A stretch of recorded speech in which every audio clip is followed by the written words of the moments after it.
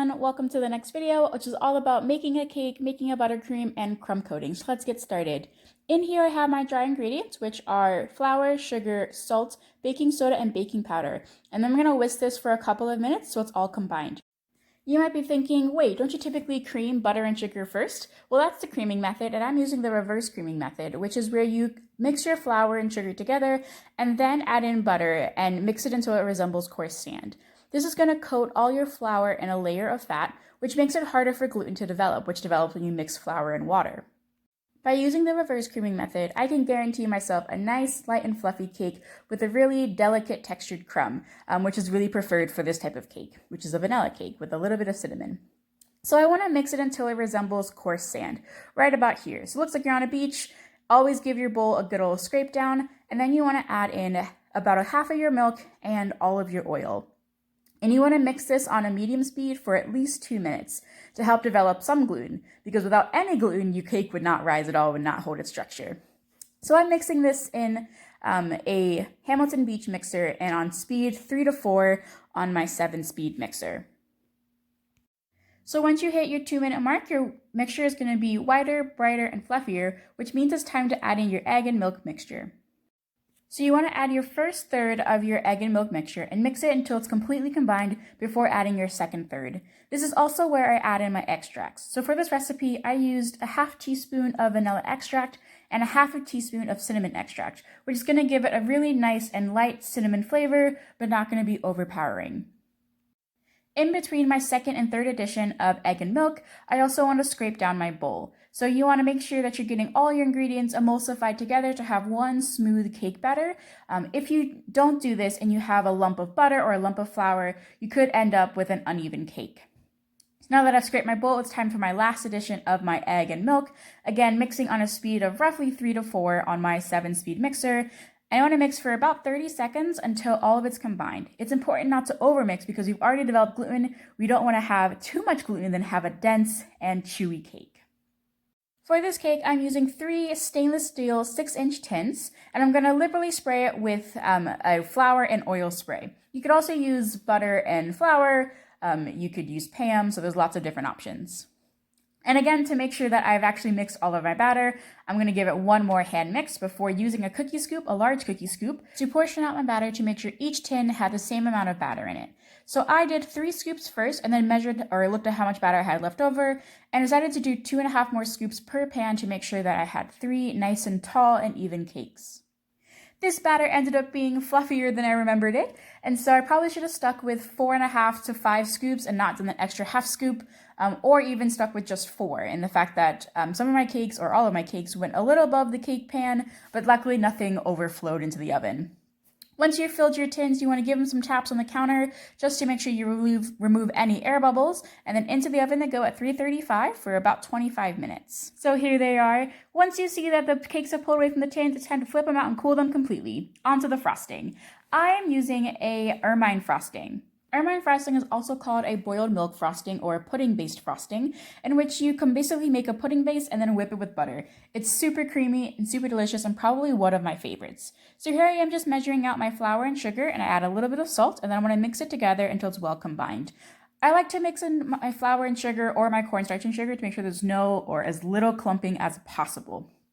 Once that's combined, you want to add about 1/4 of your milk and give it a good stir. So I chose to use a spatula here because I can get to the corners of my pan or the edges of my pan. And if I use a whisk, I always have a layer of like unincorporated milk and sugar and flour.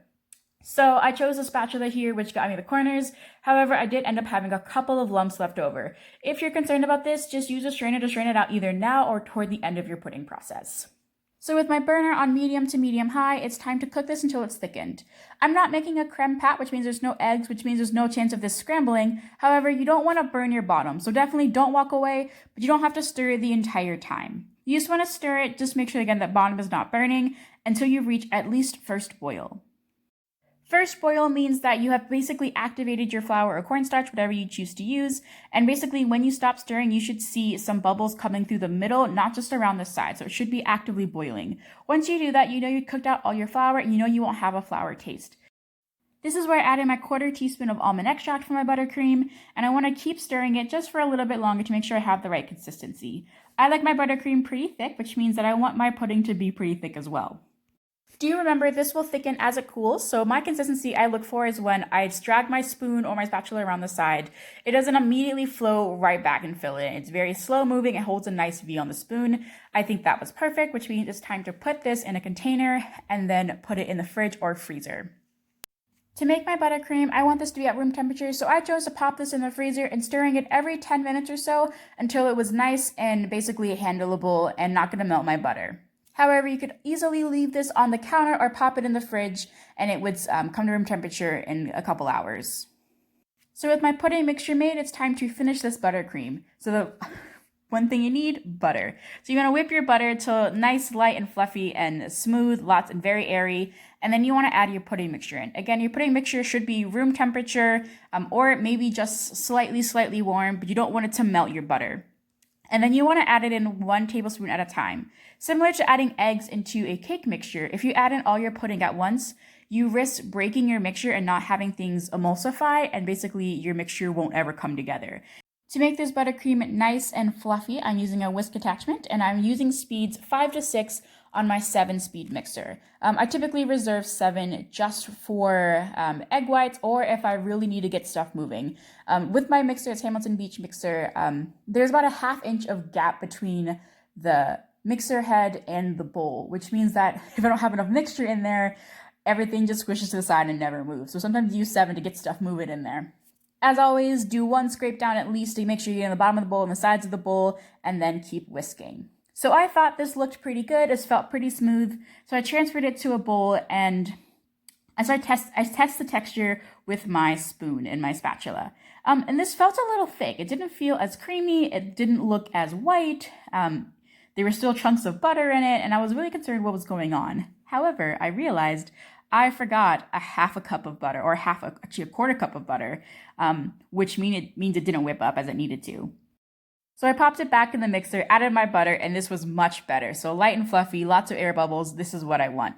Now time to level my cakes.